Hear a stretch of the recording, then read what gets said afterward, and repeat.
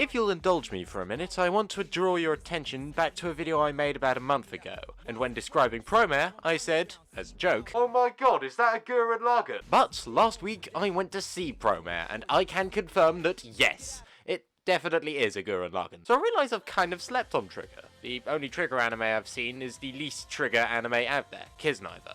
While the anime is not necessarily a full-on waste of time, it's still a far cry from what I've gathered most Trigger shows are like. The opening slapped, the characters weren't half bad, and there were some nice moments, but honestly, at most, Kisniver was a Mario Kart drama with character designs by Trigger. Because that's what it is. I haven't seen Kill la Kill, which is a shame because I like fanservice Hiroyuki Sawano and small pretenses of self-awareness. I haven't seen Little Witch Academia, despite it looking like the second best adaptation of My Immortal. And I haven't seen Gridman SSSS, despite it looking like a perfect excuse to make video essays that doubles up as an anime. I have, however, watched Tengen Toppa Gurren Lagann, and it's one of my favourite anime of all time. Definitely my favourite Gainax anime. Huh.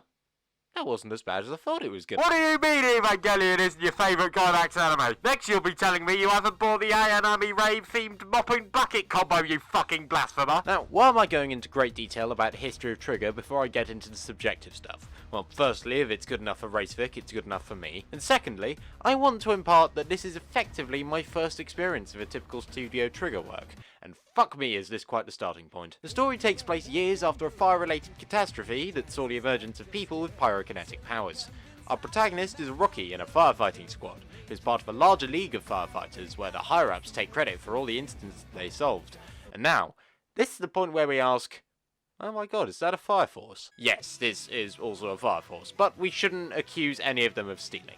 In the case of Fire Force, it was written first, and in the case of Promare, don't lie, you don't care about the plot. Starts off with our protagonist's squad, Burning Rescue, finding a terrorist and sending them to prison, and they get rewarded by a big governing body, and you can basically guess what happens from there on out. Ridiculous stakes introduced halfway through, volcanoes going off, and gay tension. Par for the course, really. Although this anime is thankfully somewhat self-aware about its ridiculous plot, but not to the point where it's self-indulgent. There are a lot of moments that made me shit myself laughing, either on ridiculous factor or because it wanted me to, which is nice. They frequently give their attacks ridiculous names. One of the ice-based attacks was called Freezing Hell. I mean, they could have just abbreviated it and called it Wolverhampton, but they had to be all anime about it. There's also a lot of exposition.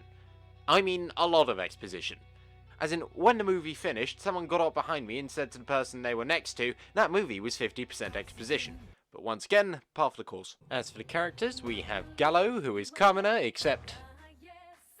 yeah, he's just Kamina. There's Leo, who fills the well-known anime trope of edgy e-boy with kick-ass theme song. Believe me, it's surprisingly common. There's the rest of Burning Rescue, who I personally think should have got more screen time, but that's only because I was watching the dub version, which has Steve Bloom as the leader of Burning Rescue, and Kari Walgren as Haruko as designated tech lolly. There's Aina, who's introduced bending over to pilot a plane. Never changed Trigger. And she's got development, I guess. No, she hasn't got much character development. As with Gurren Lagann, they put a lot of effort into the background characters, which many take the form of old geezers and small rat-like animals, and it's an appreciated level of detail. Now, this is an anime review. I've done the story, I've done the characters, now I talk about the animation. And it's...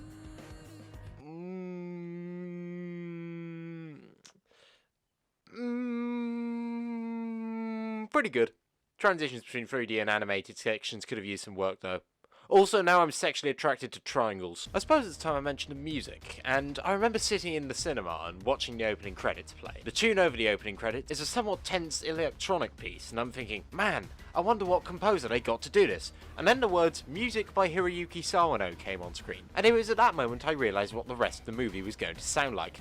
And it sounded like, yes, yes! It's a Sawano soundtrack.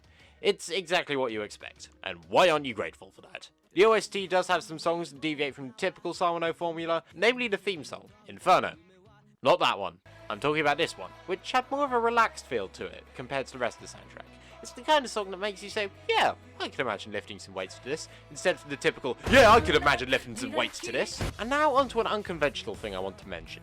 The audience I watched this with. Because anime releases in the UK are typically even later than my seasonal recap videos, this movie only just got around to screening here.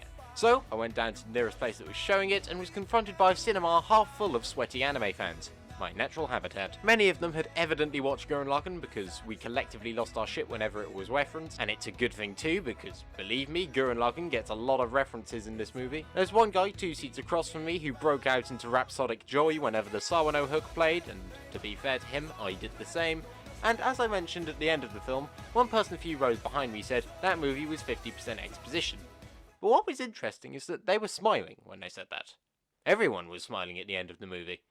I'm pretty sure I'm smiling as I'm writing this, and with a build-up like this, I suppose this is where I make my point. Promare is not a particularly deep movie. It can be described in the single phrase, firefighter anime by the same guy who made Gurren Lagann, and honestly, I'm not protesting. The story, while it's nothing new, the 2-hour runtime never feels like it was a stretch. The characters, while simplistic, are likeable. It looks brilliant, sounds badass, and feels amazing. I can confirm that Promare is definitely everything we hoped from a Trigger movie, and I implore you to see it, if possible on the big screen. Because honestly, this is the best Farm and Sam adaptation I've ever seen.